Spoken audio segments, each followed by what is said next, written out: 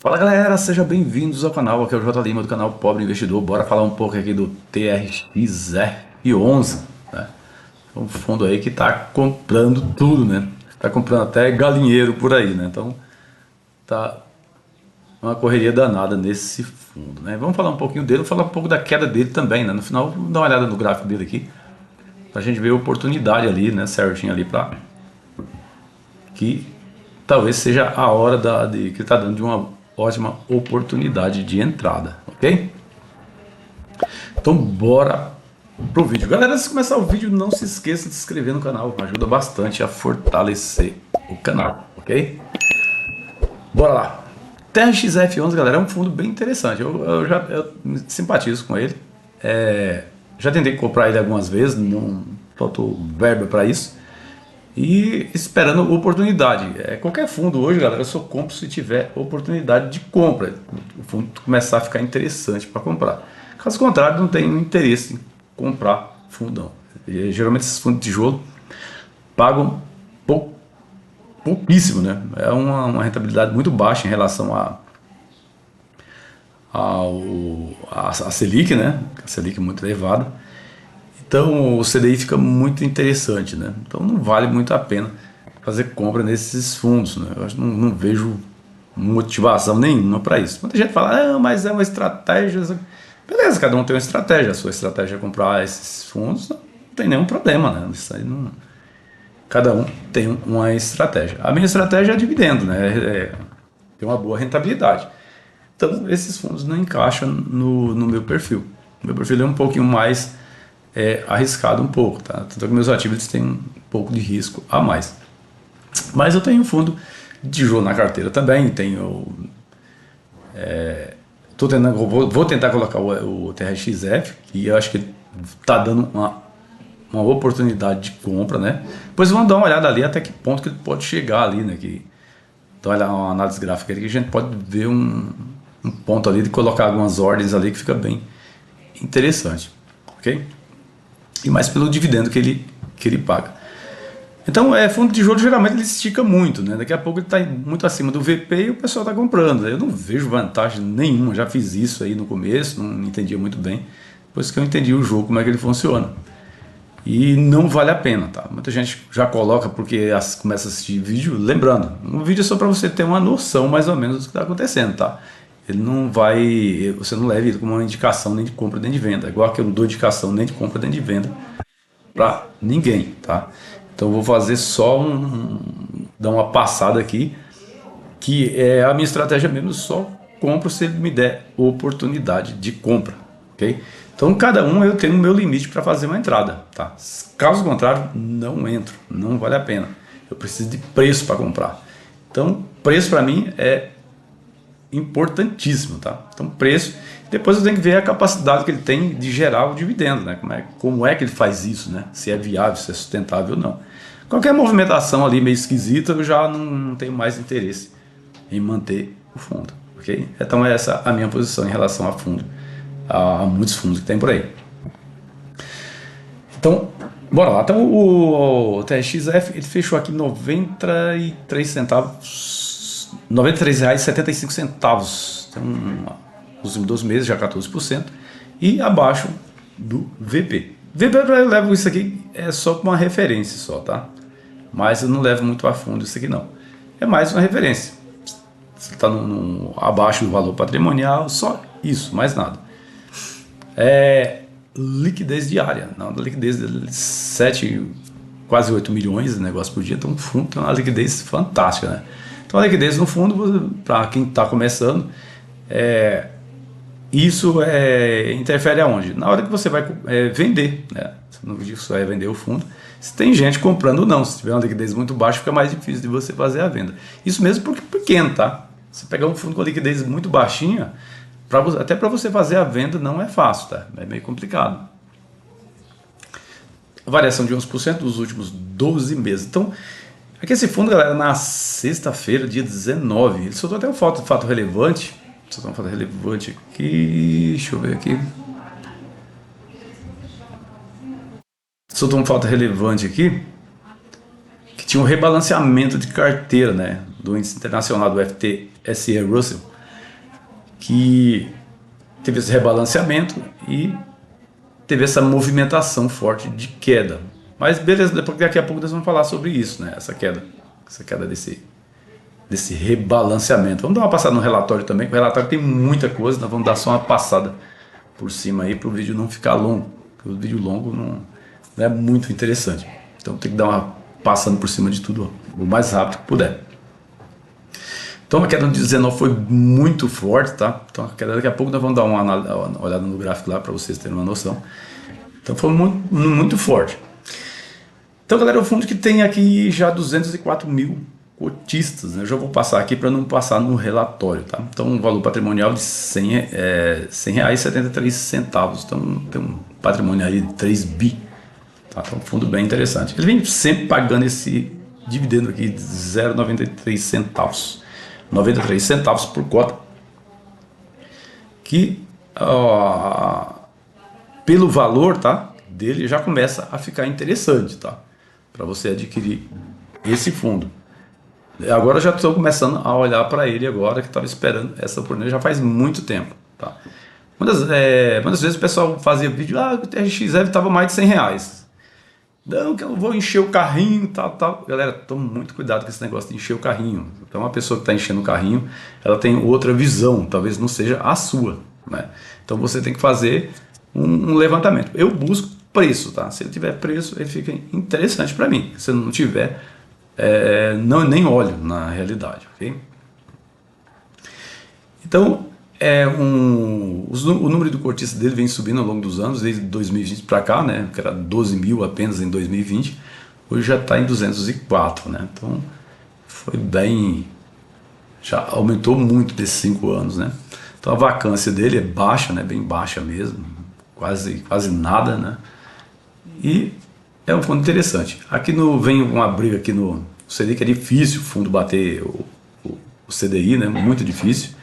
Mas nos últimos 5 anos aqui, ele vem com uma boa performance. Deu essa queda agora que jogou ele abaixo do CDI, ok? Mas eu volto a repetir, é um fundo interessante. Daqui a pouco nós vamos falar das aquisições. As aquisições meio esquisitas, tá? Ele comprou muita coisa. Daqui a pouco está comprando galinheiro, chiqueiro, está comprando tudo ali. Porque só que algumas, galera, é umas compras muito estranhas, meio esquisita. Daqui a pouco eu mostro para vocês. O dividendo dele começa a ficar interessante, 0,98. Isso aqui não é porque ele aumentou o dividendo, galera. Esses fundos não aumentam dividendo assim com facilidade, tá? Então, se você pegar qualquer fundo, pegar HGLG, BTLG, ele vai aumentar. Não, mas depois ele aumenta. Galera, esquece essa balela desse pessoal, tá? O pessoal fala muitos negócios, aí que ele aumenta, mas vai demorar muito para aumentar dividendos, cara. Ele não aumenta, e quando aumentar vai ser uma merrequinha, tá?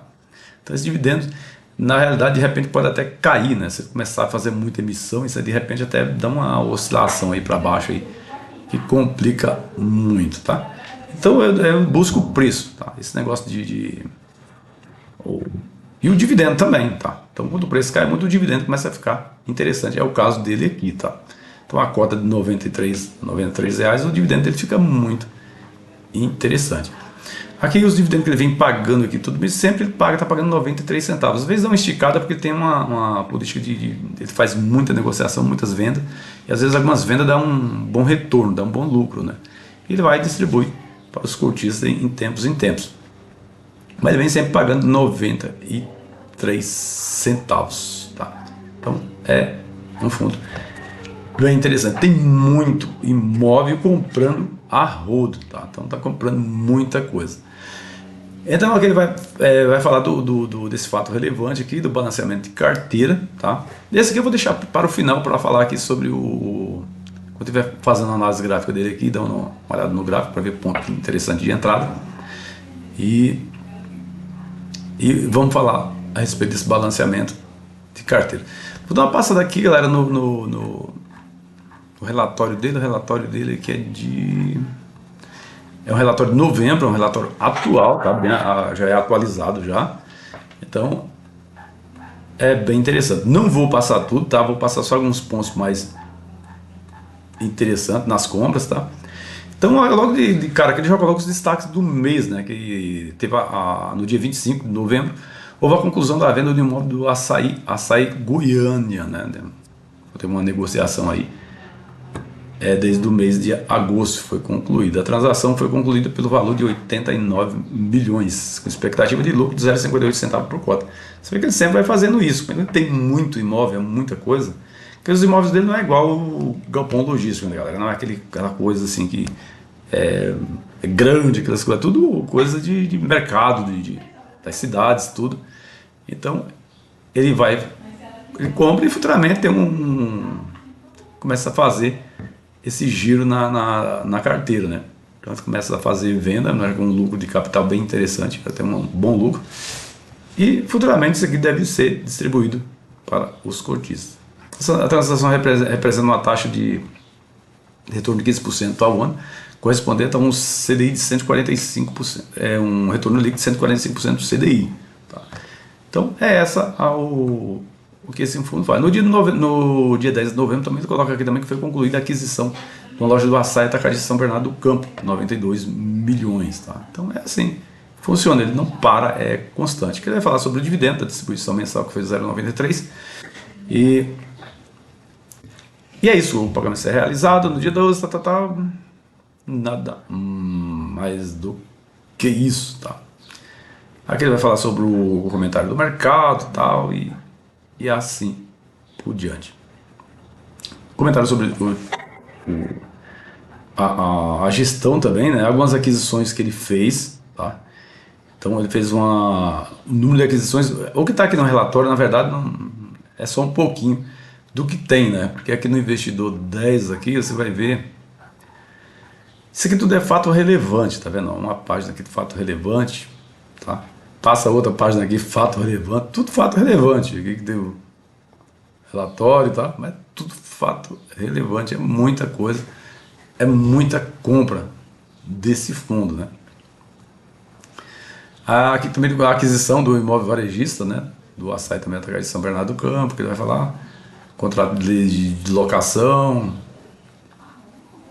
e o potencial de valorização também, e assim por diante. Uma coisa que me chamou a atenção aqui, galera, que está comprando tudo mesmo, que é a aquisição de 14 agências bancárias, tá?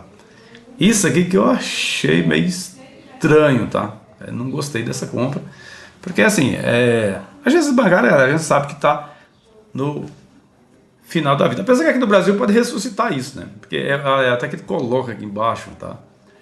Da aquisições, quer dizer, você está na contramão do mercado, né?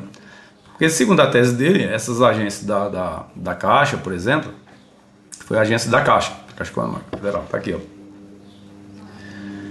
Então ele coloca aqui que é porque assim eles acreditam que o governo usa muito essas agências para pagar os benefícios, quer dizer, ele está contando com benefício, né, galera? Benefício que é uma coisa assim que teria que mudar totalmente aqui no Brasil, né? Não, isso aqui é só assistencialismo e levando o país pro buraco, na verdade. Daqui a pouco ninguém quer trabalhar, né? Quer ver só vai pegar esse dinheiro aonde, né?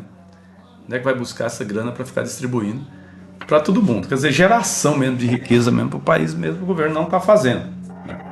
Isso é bem nítido mesmo. Se alguém quiser falar assim, não, tá investindo bem, tá, então mostra aí, né? Faz uma listinha aí, escreve aí. Só colocar nos comentários o que é que está fazendo, porque até agora não estou enxergando isso. Tá? Então isso aqui para mim eu não gostei. Tá? Então tem uma agência do Santander também e assim por diante. Né? E aqui ele coloca, né? O que está por trás, né, das aquisições das 14 agências bancárias, né? Da Caixa Econômica Federal, dos bancos, do Santander também. Né? E ele fala exatamente isso, que o governo, né, paga o FGTS, paga a Bolsa Família. Quer dizer, ele está contando Bolsa Família, né, galera? Então a aquisição, para mim, é totalmente sem descabida aqui, sem necessidade, não vale a pena. Apesar que ele coloca aqui que os imóveis estão em pontos, né, estratégicos, né, nas cidades, né?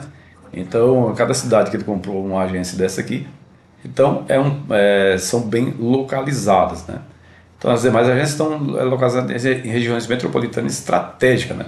Então aqui foi em São Paulo, Rio de Janeiro, Curitiba, Salvador, Niterói, até Jundiaí aqui, próximo aqui onde eu moro também. E assim por diante. Então ele conta com isso, né? Que Que eu acho que não é interessante isso não, tá? Acho que é uma coisa bem totalmente na contramão realmente, e ela vai ficar na contramão, tá? Acho que não é interessante. Se os imóveis são bem localizados, fazer igual ao RVBA, né? De repente, futuramente, se der um BO dessa modalidade aí, você pode transformar ele em pontos comerciais também, né?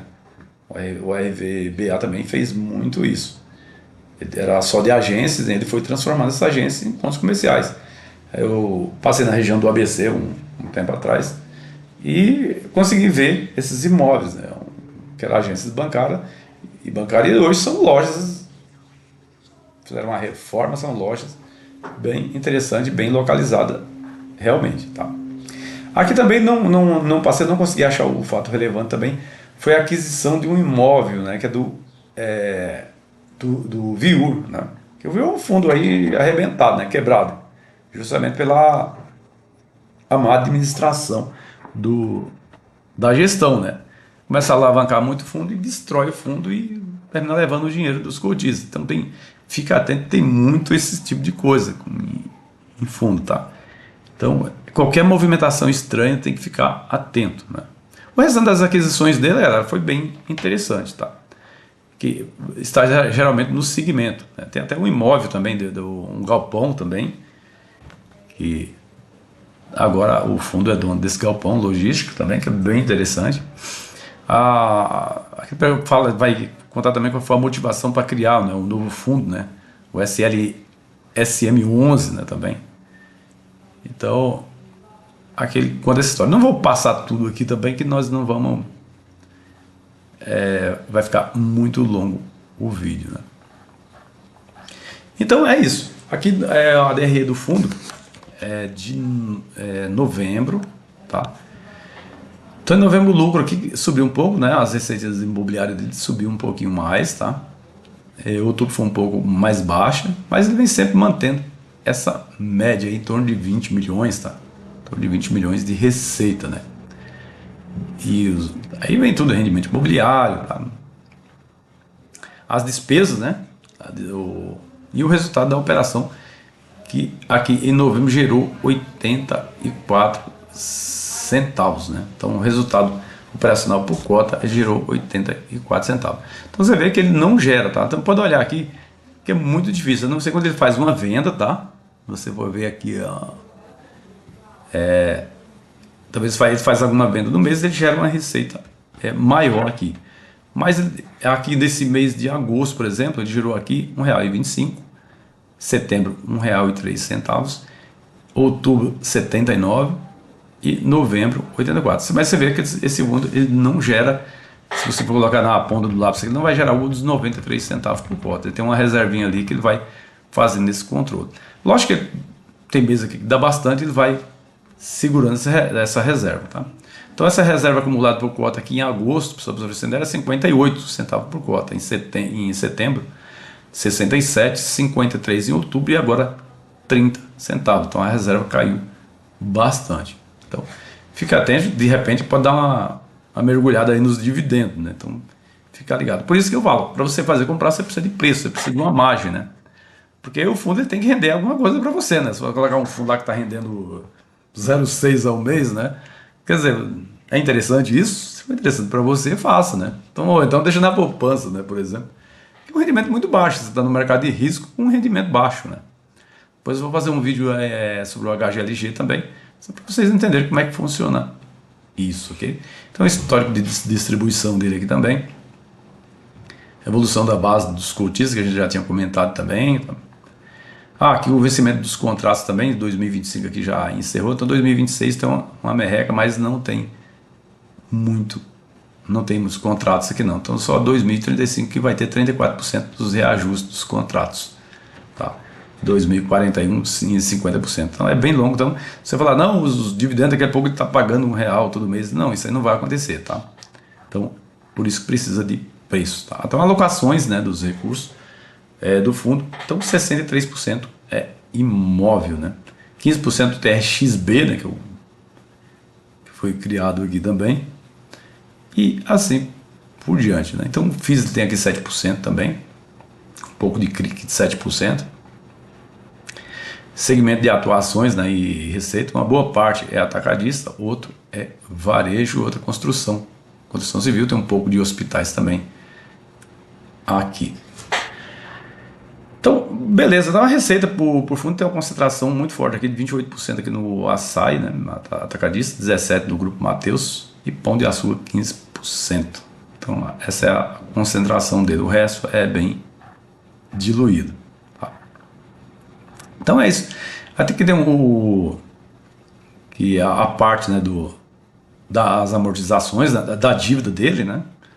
Então aqui a partir de 2026, então nós vamos ter uma dívida um pouco mais elevada, tá? Mas no final lá para 2040 o negócio deve cair bastante, tá? Então ele vai se endividar um pouco, tá? Mas é uma coisa bem controlada, tá? Não tem nada aqui exagerado não, tá? Aqui a projeção em relação à dívida dele, então é bem tranquila. Imóveis bem interessantes, né? Do Pão de Açúcar, geralmente uns imóveis bem bacanas mesmo, tá?